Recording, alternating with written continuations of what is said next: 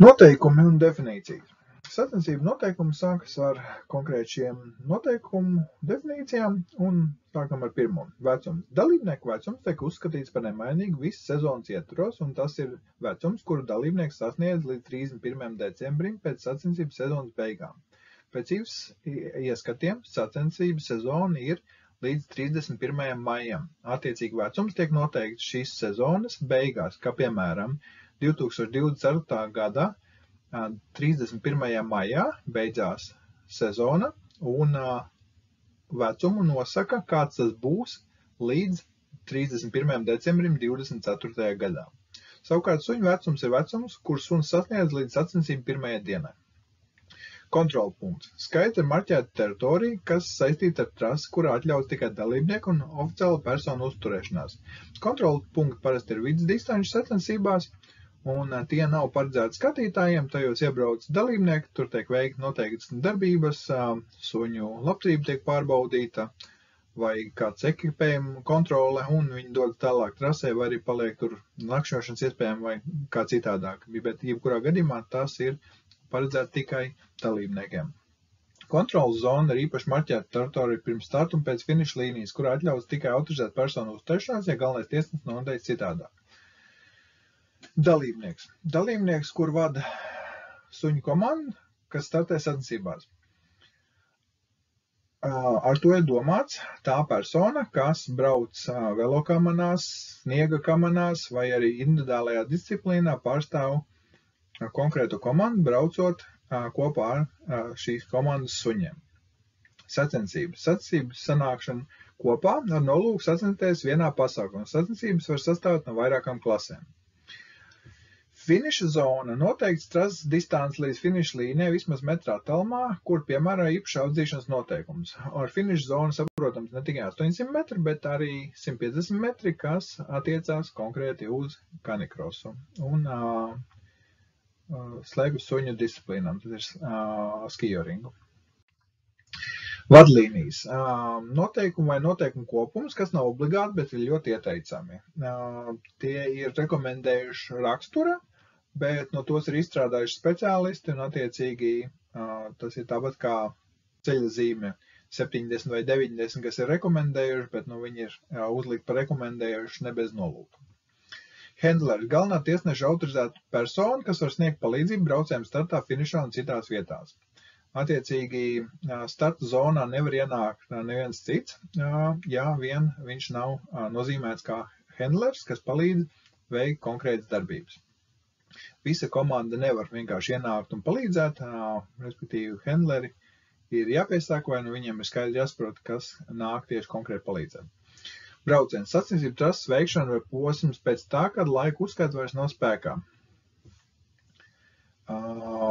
Tas ir konkrētās trases garums, kas ir jāveic, bet arī tā sadaļa, kas var būt, lai pārvietoties līdz konkrētām savam steigautam. Pavada. Pavada, ar kuru suns ir piestiprināts, lai vilku transporta līdzekli, kamanas, velosipēdu, skūteri, velokamanas ir izgatavot no dažādiem materiāliem. Visi elementi kopā veido galveno pavadu. Pavadu, kas savieno suņus, ja suņi ir vairāk, sauc par velkošo jeb centrālo pavadu. Suns tiek pievienots velkošajai pavadai, tās iemauktiem ar atbalstu pavadu vai astes pavadu. Un to var pievienot velkošajai pavadai kaklasīknes, izmantojot kaklu pavadu.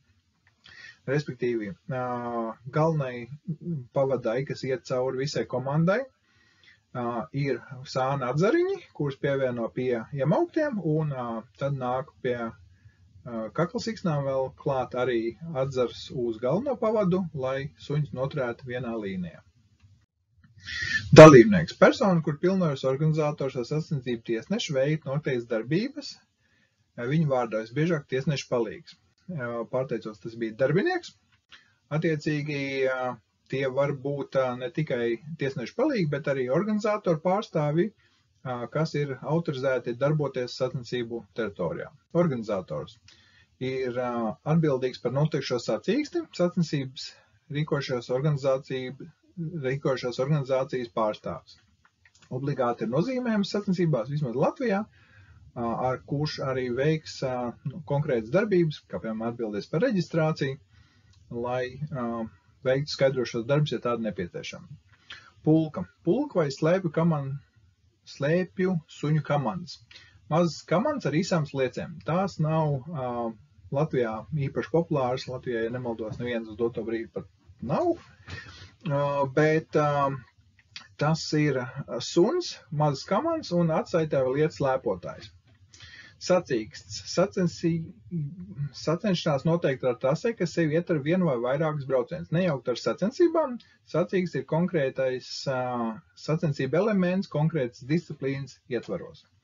Sacensību zona. Viss norādītas auto stāvvietas, skatītāju vietas, komandu dalībnieku uzturēšanās vietas, start un finiša koridoru, cits pienākumu izpildes vietas, kara trasa un tā pieglošā teritorija. Sacensību tiesnesis. Sacensību tiesnesis, kam ir viena tāda vara, kā galvenajam tiesnesim izņemot jautājumus par diskvalifikāciju. Šajos noteikums lietot norēģi galvenajam tiesnesim tiek attiecināti arī sacensību tiesnešiem, kas tiek piemēroti. Sadaļa par sacensību tiesnešiem lūdzu skatīt 2. sadaļā. Tiesnešu semināram. Sacensību žūrija. Sacensību žūrija tiesnešu kolēģi sastāv no galvenā tiesneša, sacensību tiesnešiem un jebkuru dalībnieku, kur vēlas iekļaut galvenais tiesnesis. Galvenais tiesnesis - persona, kur ir augstākā vara sacensībās. Galvenais tiesnesis - vienīgā persona, kas ir pieņemta lēmumu par diskvalifikāciju. Reģistrētais ziemeļšķirni, jeb RNB, reģistrēta Nordic Breed, atzīto komandu suņu šķirņu, Sibīrijas husky, ēlisks malmuts, samietis un Grenlandes suns, un arī Kanādas eskimo suns ar dokumentiem radurakstiem, ko izdevusi viena no zemāk uzskaitītajām audzētāju organizācijām - FCI, CKC vai AKC vai KC, sauktais ar Britu audzēto klubs.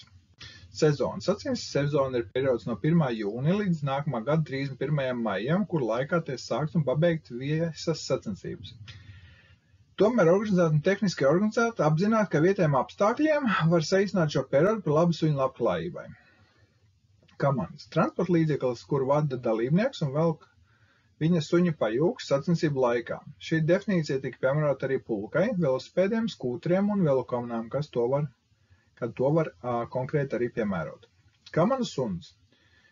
Komandu suns ir suns neatkarīgi no šķirnes vai tipa, kuru var izmantot sacensībām kādām no IFS noteikumos uzskaitītajām klasēm bez iepriekšējas riska potenciāla aprēķināšanas, kas var kaitēt suņu labklājībai.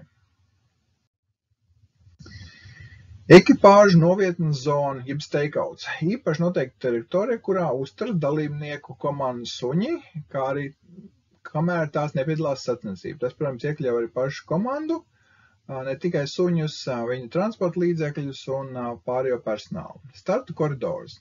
Atzīmēt trases daļu no starta līnijas vismaz 30 metru gara un 4 metrus plata, kurā atļaut palīdzību. 4 metru gara, bet plata ir atkarībā pēc iespējām, bet tas nenozīmē, ka trasē šajā gadījumā ir obligāti jābūt 4 metru platai.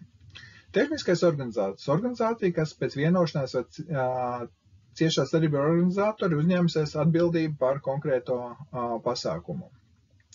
Transporta līdzekļu turēšanas zona īpaši noteikta teritorijā, kurā notur dalībnieku transporta līdzekļus gadījumā, to neiespējams apvienot ar ekipāžu noturēšanas zonu jeb stakeoutu. Un tādi ir 3 ļoti būtiski vārdi.